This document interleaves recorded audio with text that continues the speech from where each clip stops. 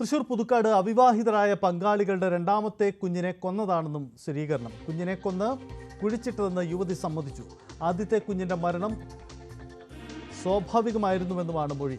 സംഭവം പുറത്തറിഞ്ഞ് യുവാവ് അസ്ഥികളുമായി പുതുക്കാട് പോലീസ് സ്റ്റേഷനിലെത്തിയപ്പോഴാണ് ഈ സംഭവം പുറത്തറിയുന്നത്.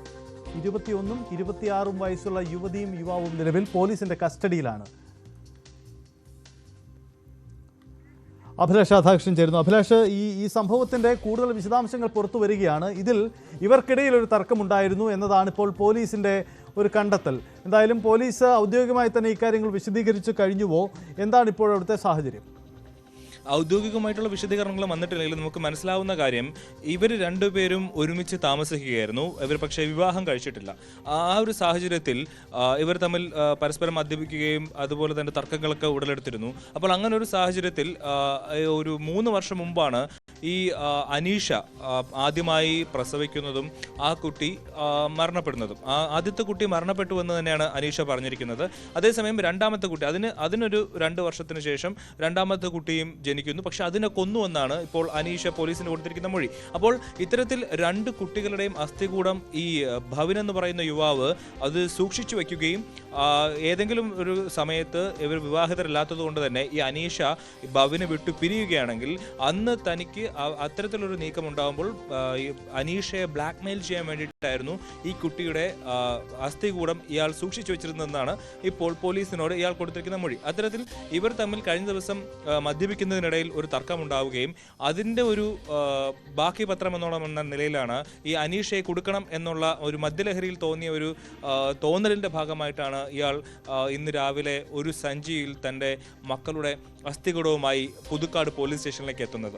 അത്തരത്തിൽ പോലീസ് സ്റ്റേഷനിലേക്ക് എത്തുന്നു. ഇതുപോലെ തൻ്റെ ഭാര്യ ഇത്തരത്തിൽ തൻ്റെ മക്കളെ കൊന്നുവെന്നും ഇതുപോലെ തനിക്ക് ജീവനിൽ പേടിയുണ്ടെന്നൊക്കെയുള്ള കാര്യങ്ങൾ പോലീസിനോട് പറയുന്നു. പക്ഷേ പോലീസ് ഇക്കാര്യത്തിൽ ഒരു നിരപരാധി എന്നുള്ള തരത്തിലല്ല ഭവിനെ ആദ്യം തന്നെ കാണുന്നത്. ഭവിനെ ഇരുത്തി ചോദ്യം ചെയ്യുന്നു. അതിനുശേഷം അനീഷയെ പോലീസ് സ്റ്റേഷനിലേക്ക് കൊണ്ടുവരുന്നു. അനീഷയെ ചോദ്യം ചെയ്യുന്നു. അങ്ങനെയാണ് അത്തരത്തിലാണ് ഇപ്പോൾ കേസിൻ്റെ ചുരുളഴിയുന്നത്. അതായത് ആദ്യത്തെ കുട്ടിയെ ഇവർ കൊല്ലുന്നതല്ല. അനീഷ പറയുന്നതനുസരിച്ച് ആദ്യത്തെ കുട്ടി പ്രസവത്തിനിടയിൽ തന്നെ മരിക്കുകയും അത് പുറത്താരും അറിയാതിരിക്കാൻ വേണ്ടി അതിന് കുഴിച്ചിടുകയുമായിരുന്നു. അതിനുശേഷം ദോഷം മാറാൻ കർമ്മം ചെയ്യുന്നതിന് വേണ്ടിയിട്ട് ഈ കുട്ടിയുടെ അസ്ഥികൂടങ്ങൾ സൂക്ഷിച്ചു വെക്കാൻ ഭവിൻ പറയുകയായിരുന്നു എന്നാണ് അനീഷ പറയുന്നത്.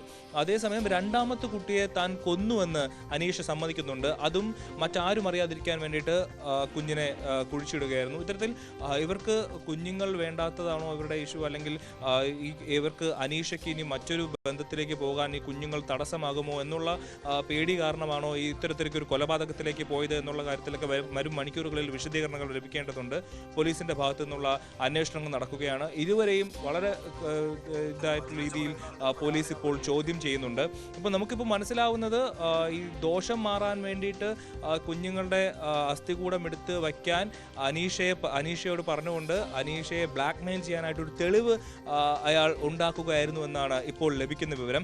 അതേസമയം ഇപ്പോൾ വന്നിരിക്കുന്ന മൊഴി ഇനിയിപ്പോൾ ഇതിലെന്തെങ്കിലും പൊരുത്തക്കേടുകളുണ്ടോ, അല്ലെങ്കിൽ ഇവർ പറയുന്നതിൽ എത്രത്തോളം സത്യമുണ്ട് എന്നുള്ള കാര്യത്തിലൊക്കെ വരും മണിക്കൂറുകളിലായിരിക്കും വിവരം ലഭിക്കുക. കാരണം ഇവർ തമ്മിൽ വിവാഹം കഴിക്കാതെ നിൽക്കുന്ന ഒരു സാഹചര്യം ആയതുകൊണ്ട് തന്നെ ബന്ധുക്കൾക്ക് ഇവരുടെ രണ്ടുപേരുടെയും ബന്ധുക്കളുടെ മൊഴിയെടുക്കാനും അല്ലെങ്കിൽ അവർക്ക് ഇത്തരം കാര്യങ്ങൾ അറിവുണ്ടോ എന്നുള്ള കാര്യങ്ങളൊക്കെ ഇനി പോലീസ് അന്വേഷിച്ച് വരികയാണ്. സജിത്ത്, യെസ്, അതാണ് സാഹചര്യം. എന്തായാലും ഇവരെ ഇപ്പോഴും കസ്റ്റഡിയിലാണ്. ഇവരുടെ മൊഴിയെടുക്കൽ ഇവരിൽ നിന്ന് വിശദാംശങ്ങൾ തേടുകയാണ്. ഇതിൻ്റെ ദുരൂഹത പൂർണ്ണമായും നീണ്ടിയിട്ടില്ല.